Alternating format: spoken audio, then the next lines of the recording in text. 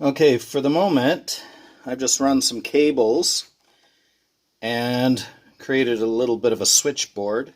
And all I'm going to do is clip on the wires for now, and I have some rubber hose that will fit over this so that if it's not in use, 2 chunks of rubber hose slipped on will keep it from the 2 points connecting. And because I'm doing this, I'll just know not to put anything there. So you ask yourself, what happens if water comes in? Well, I'm going to mount it on the high side here. I've never had water come up that high, not to say it won't. Eventually, I will wire accordingly so that that's not a problem. There'll be some sort of a breaker system or something. At any rate, for the moment though, testing, we're going to be a little risque, and we're just going to assume nothing will go wrong. Which, I know, we really shouldn't, but we're going to. On that note, I'm going to wire extensions on these and hook them to the little alligator clips. Just as a trivia point, I only do this for entertainment. If you want to go out and do things on your own, nothing I say or have shown you is an implication that it is safe. Far from it. Many things I do are actually not advisable. So, might I suggest you don't do as I do. You do so at your own responsibility. There's my liability clause. Okay, in all seriousness, guys, I just want everybody to have fun. So if you're planning to do anything, do check with people who are more expert than I. I do things for myself, not for you to copy. There you go. Okay, I've wired it according, like I say, I'm dyslexic, very easy for me to get things confused. So therefore, only, nothing serious. But at any rate, so if I've wired her up, and let's go do a test.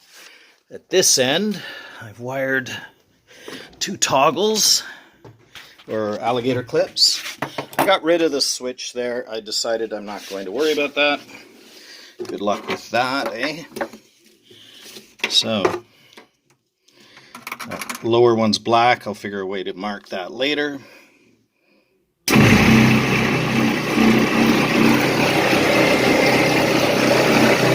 Well, I don't like sparks, but until you get it connected, I guess that's what you get. Very rotating here. Okay, we're rotating the right way.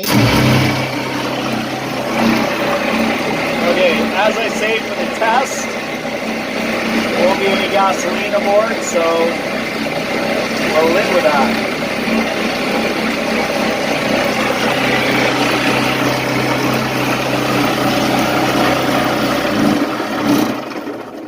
What I'll do is I'll tie something to this one and have a feed so I can pull it off to cut the engine. I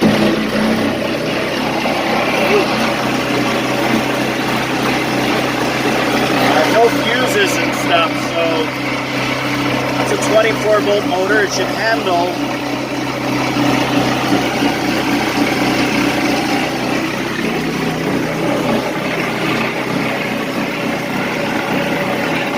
So we need to keep an eye on things and make sure nothing's overheating anywhere. But I use way heavy-duty cable all the way over to here. That's sort of a plastic laminate, the plate. So it's isolated.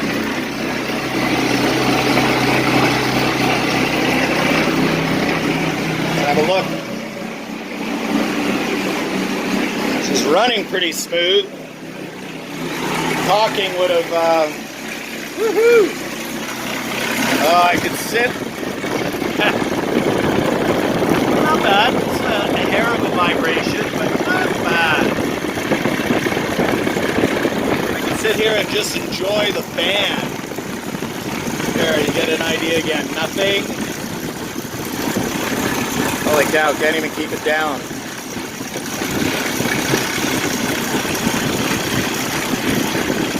Nothing on that side. Ooh, this is actually going to be a fairly powerful motor, I think. So I look forward to toning it down. But that all is going to depend on whether I get the what do you call it, the controller in time. The way it's spinning, I don't think I want to try reverse. As much as I got the shaft on the hose clamp, the juice that I'll get in reverse, I think I'll just row backwards. Because the amount of juice I'll get will be stupid, and I might pull it right out of the rubber sleeve and lose my shaft and prop right down in the deep seas. Cool. Okay, well that's it for today. That's set up now to do a test, so I just got to see when my schedule allows such a thing.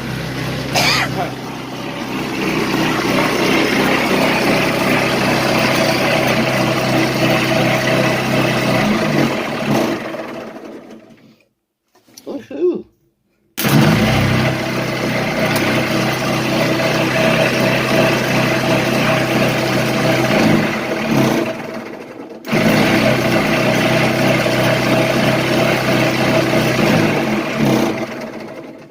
Did I miss painting back there? It looks that way, doesn't it? Oh, something might have been rubbing there.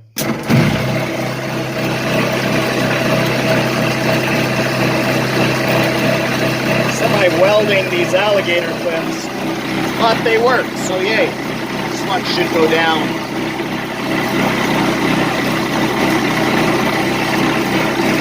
Nothing seems to be getting warm at a glance.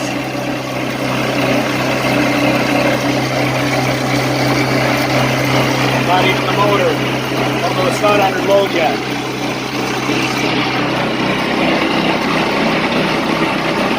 Well, isn't this exciting?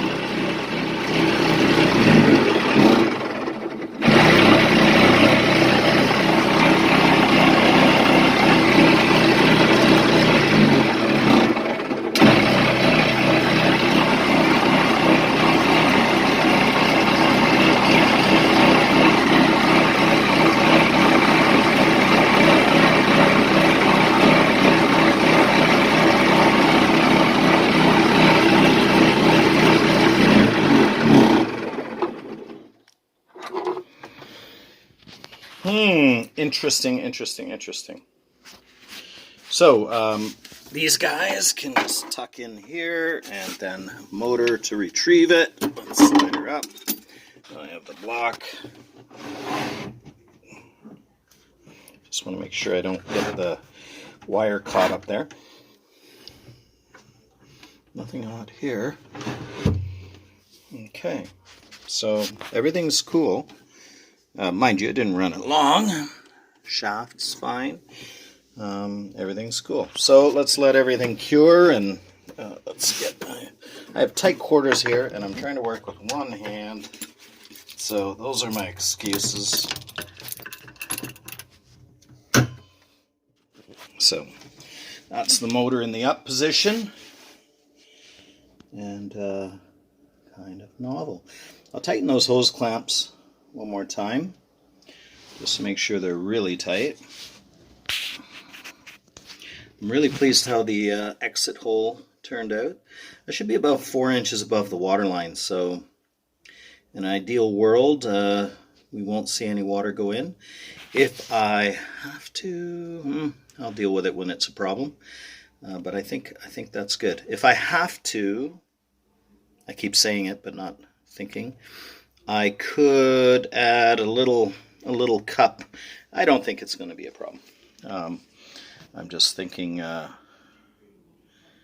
thinking of siphon effect, but like generally speaking, it's got a long ways to siphon up, and it's like not a small hole, it's quite a large hole.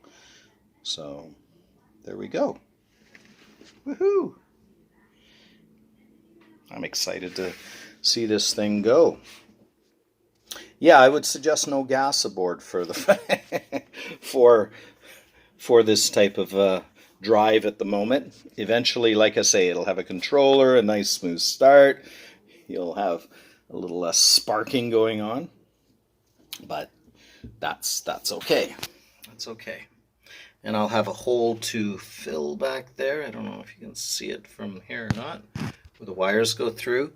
I'll silicone that up because the idea is I want the cabin relatively watertight to everything else.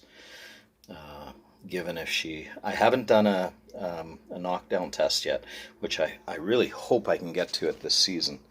I'm confident in the boat that it will handle a knockdown, a good knockdown, being the way it's ballasted, like weighed, and it's got good weight down low, a lot of structure down low, and a high cabin that seals to the center line pretty much. With the exception of a couple little holes, but ideally you get it righted by that point. And plus, if you think of these bench as freeboard, when the boat's on its side, the water shouldn't even come up and into this zone. That is the theory, but obviously needs testing. So that's the end of it for me today. That's success. Now I have to arrange a time to take it out and actually drive it. I'm both excited and nervous. Why would that be? Well, because it's culmination of if a lot of work will work or won't work.